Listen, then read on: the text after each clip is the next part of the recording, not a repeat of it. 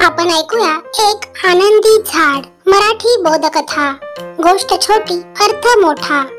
ही कथा लहानांपासून मोठ्यांपर्यंत सर्वांनाच उपयुक्त अशीच आहे।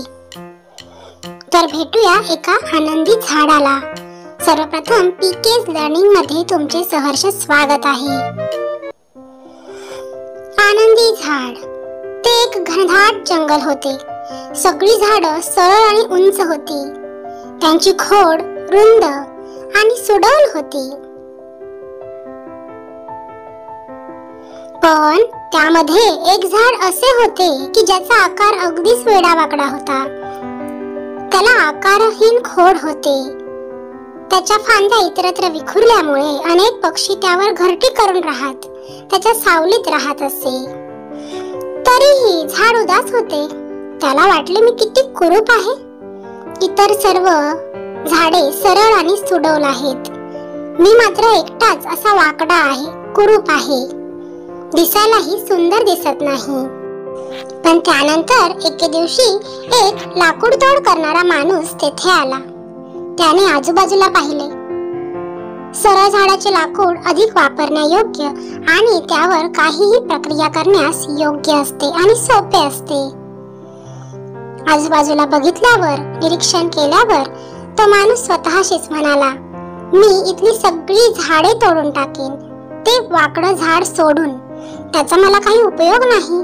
त्याने इतर सर्व झाडे तोडण्यास सुरुवात केली आणि काहीच वेळात ती सर्व झाडे त्याने तोडली।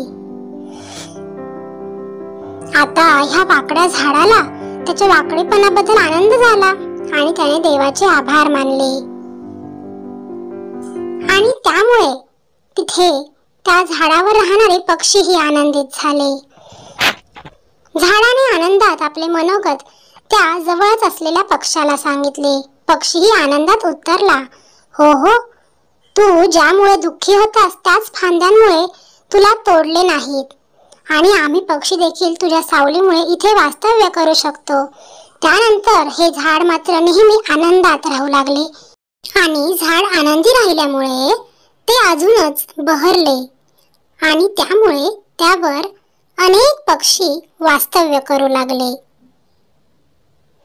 ह्या गोष्टीतून आपण काय शिकलो? तर स्वतःची तुलना इतरांशी कधीही करू नका। तुम्ही जे आहात त्यात नेहमी आनंदी राहा। कारण मुलांनो, तक्रार करण्याच्या सवयीमुळे आपण आपले चांगले गुण, आपल्याकडे असलेल्या चांगल्या गोष्टी यांच्याकडे दुर्लक्ष करतो आणि अजूनच दुःखी होतो। त्यामुळे नेहमी आनंदी राहा। धन्यवाद। ही गोष्ट, हा व्हिडिओ जर तुम्हाला आवडला असेल तर नक्की लाईक करा, शेअर करा आणि चॅनलला सबस्क्राईब करायला विसरू नका। बाय।